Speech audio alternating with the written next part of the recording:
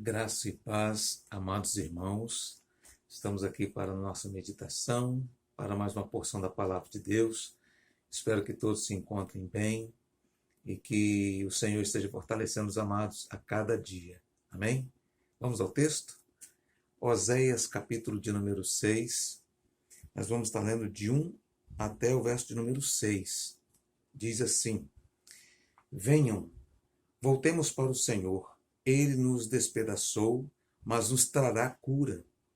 Ele nos feriu, mas sarará nossas feridas.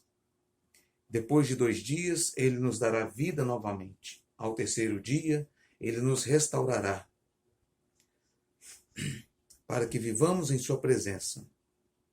Conheçamos o Senhor, esforcemo-nos por conhecê-lo. Tão certo como nasce o sol, ele aparecerá. Virá para nós como as chuvas de inverno, como as chuvas de primavera que regam a terra. Que posso fazer com você, Efraim? Que posso fazer com você, Judá? Seu amor é como neblina da manhã, como o primeiro orvalho que logo evapora. Por isso eu os despedacei por meio dos meus profetas e os matei com as palavras da minha boca. Os meus juízos reluziram como relâmpagos sobre vocês. Pois desejo misericórdia e não sacrifícios, conhecimento de Deus em vez de holocaustos. Pois bem, Oséias foi um grande profeta de Deus. Ele esteve à frente de pelo menos 5 grandes reis, sendo que o mais próspero deles foi Jeroboão II. E durou até 720 a.C. A palavra de Oséias, segundo o seu livro, sempre teve naquela proposta de um acerto com Deus. E aqui nós vamos ver situações, palavras de Deus, dizendo que ele próprio era quem estava castigando o povo, de que ele próprio estava permitindo coisas ruins estarem acontecendo na vida do seu povo, porque o seu povo precisava de mudanças. E ao mesmo tempo que ele vai falar assim, que Deus estava ferindo, mas ele estaria também promovendo a cura. Então, fica para nós que este tempo que nós estamos vivendo agora, talvez alguns até outras situações além do coronavírus, talvez um desemprego, talvez alguma dificuldade em um relacionamento, isso possa ser uma forma de tratamento, de crescimento e de consequências maravilhosas também de uma aproximação maior nossa com Deus. Eu destaco o versículo de número 3, que muito me chama a atenção desde a minha juventude, que diz: Conheçamos o Senhor, esforcemo-nos por conhecê-lo. Nós precisamos, não é ter o conhecimento apenas literário de quem é Deus. Aqui a ideia não é essa, a proposta não é essa. A proposta aqui é de uma vida com Deus, é de uma caminhada com Deus, de uma experiência, de nós praticarmos os ensinamentos do Senhor. E sempre foi isso que Deus deu como prioridade para nós.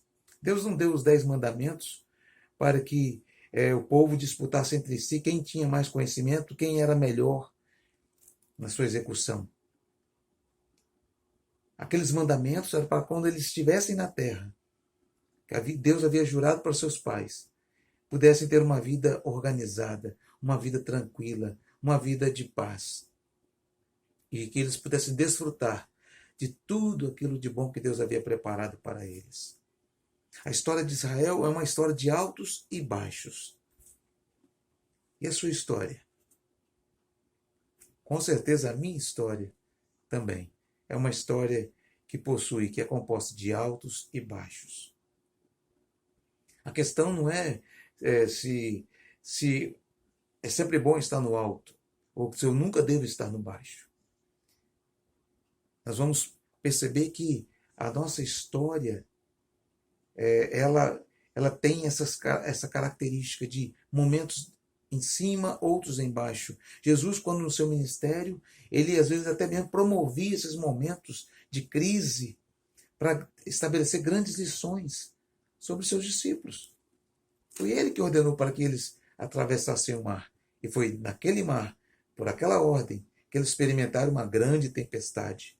Mas eles puderam perceber também o poder divino. Puderam conhecer um pouco mais quem era Jesus. Então, este momento que nós estamos vivendo agora, que você está vivendo, pode ser um momento de grande conhecimento de Deus, de uma intimidade maior com Deus, de oração, da leitura, certo? Mas, acima de tudo, de grandes respostas, de transformações, começando por você.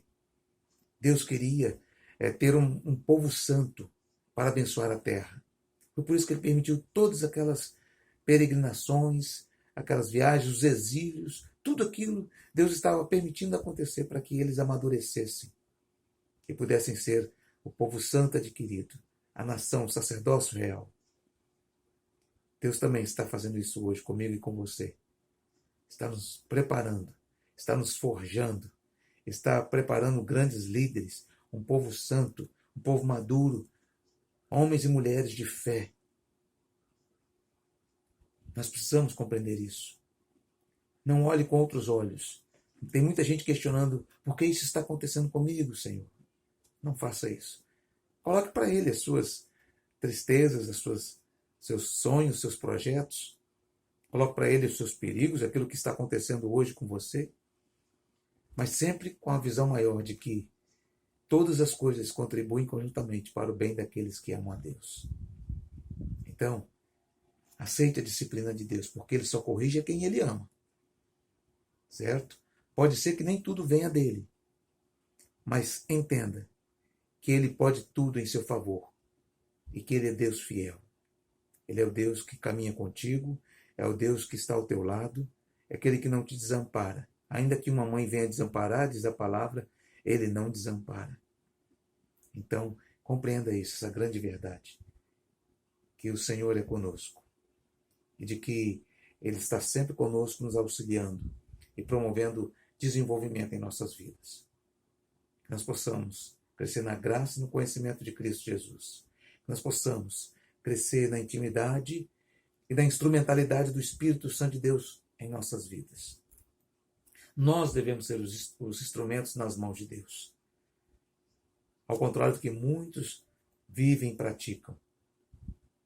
Porque fazem uso do próprio nome de Deus, dos dons ou talentos que Deus concede para uma autopromoção. Você consegue discernir alguém que é espiritual, porque aquilo que ele faz glorifica a Deus e não a si mesmo. Que você possa, meu irmão e minha irmã, receber as bênçãos de Deus, mas também receber o amparo, o consolo, a proteção. Entenda isso. Deus sempre nos dá os recursos que nós precisamos. Ele nunca nos desampara. Ele capacita os chamados.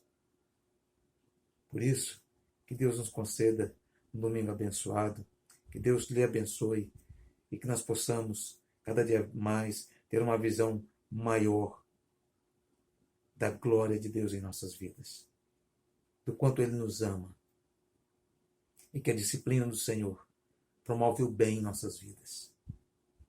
E que o nosso arrependimento também nos aproxima de Deus, trazendo paz ao nosso coração. E nós, assim, cheios do Espírito, com certeza, daremos muitos frutos, como disse Jesus no Evangelho de João, capítulo número 15. Ele é a videira, nós somos os ramos. Se estivermos ligados a Ele, daremos muitos frutos. Que Deus te abençoe, que o Senhor nos abençoe, no nome de Jesus. Amém.